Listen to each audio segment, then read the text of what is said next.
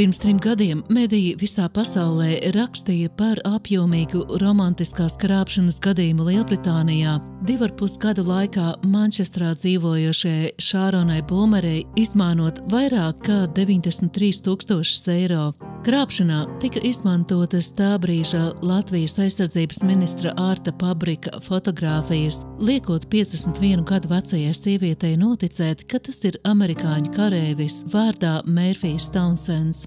I met Murphy on Facebook.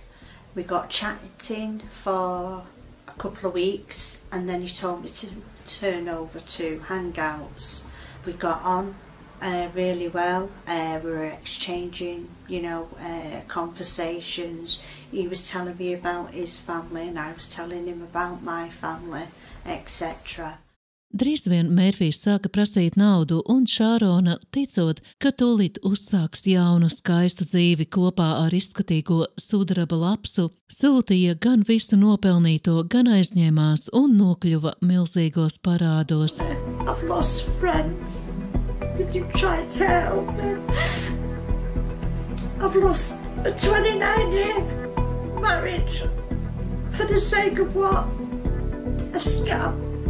Taču Šārona un citas pieviltās sievietes šajās schēmās nav vienīgie krāpnieka upuri. Tu katru dienu mosties un tu redzi, ka tevi dažādās formās izmanto un nav jau īsti veids, kā pret to vērsties.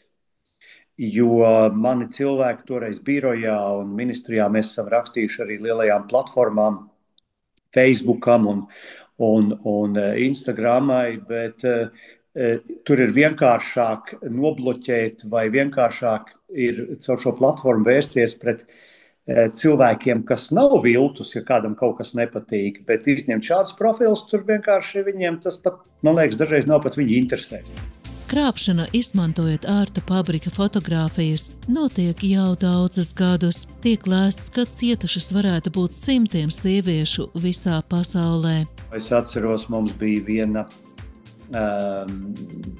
ministru tikšanās Lielbritānijā, kad mans bijušais kolēģis Bens Wallis jautri iespurdzās, kad es nācu zālē, kad es redzu, ka mūsu galvenais krāpnieks sudraba lapsa nāk iekšā, kā viņš mums te ir tā nauda izkrāpis. Ja? Man tiek veidoti ļoti daudz viltus profilu, un tie tiek veidoti katru dienu, un viņi nav tikai arī droši vien ar krāpnieciskām ievirzēm. Es domāju, ka arī, lai dažādus viedokļus paustu vai vienkārši kaut ko darīt, līdz ar to ņemot vērā, ka es biju aizsardzības ministrs, kad šīs internet tehnoloģijas tādā formā attīstījās, mēs jau pievērsām tam arī nedaudz citādu uzmanību. Tā kā krāpniecība vai teiksim, rakstīšana dažādām sievietēm, tas bija tikai viena sadaļa no šī te visa.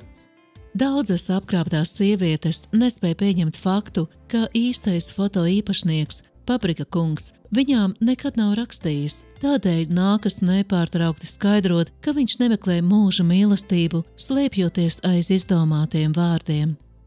Reāli tic kaut kādām dubultām identitātēm, un viņas nespēja noticēt, ka tas cilvēks, kas ar viņām komunicē, tas viltus cilvēks, tas neesmu es. Jo dažreiz viņām atnāk, piemēram, tā apziņa, ka jā, tas, kas ir rakstījis, tas tā kā nav no mana profila, jo mēs informējam, vai tur mani cilvēki informēja, ka tas nav mans profils, manam profilam tur tā zilā podziņa un kas tur vēl un pavisam citādāk ir. Bet tad pēc kāda laika, tad ir dažādas reakcijas.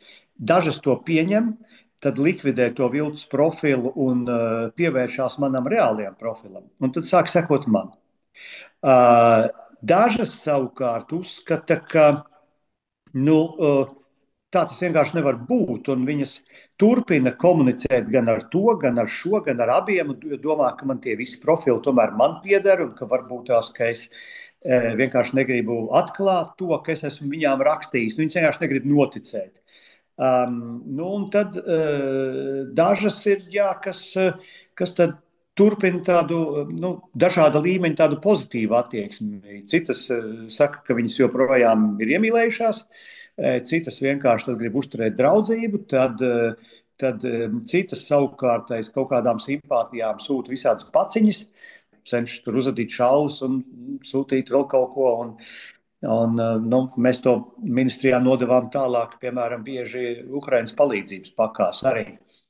Lai arī par romantisko krāpnieku darbošanos nepārtraukti brīdina mediji, tomēr joprojām atrodas daudz sieviešu, kuras viņiem notic. Ar krāpnieka profiliem cīnīties ir bezcerīgi, jo vietā uzrodas jauni.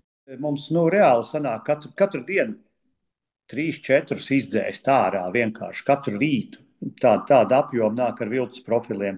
Bieži pārvērtējam politiķu vai ministru ietekmes spējas šādā formātā, un ja mēs redzam, kā ir izplatījušās šīs te visas viltus ziņas, kā sociāltīkli strādā, kā tehnoloģijas attīstās, tad šīm tehnoloģiju kompānijām ir ļoti lielas iespējas, ļoti liela vara, un viņiem lielos vilcienos pamatā jau interesē šie dati, viņus interesē bizness. Un pārējais tas jau ir sekundārs.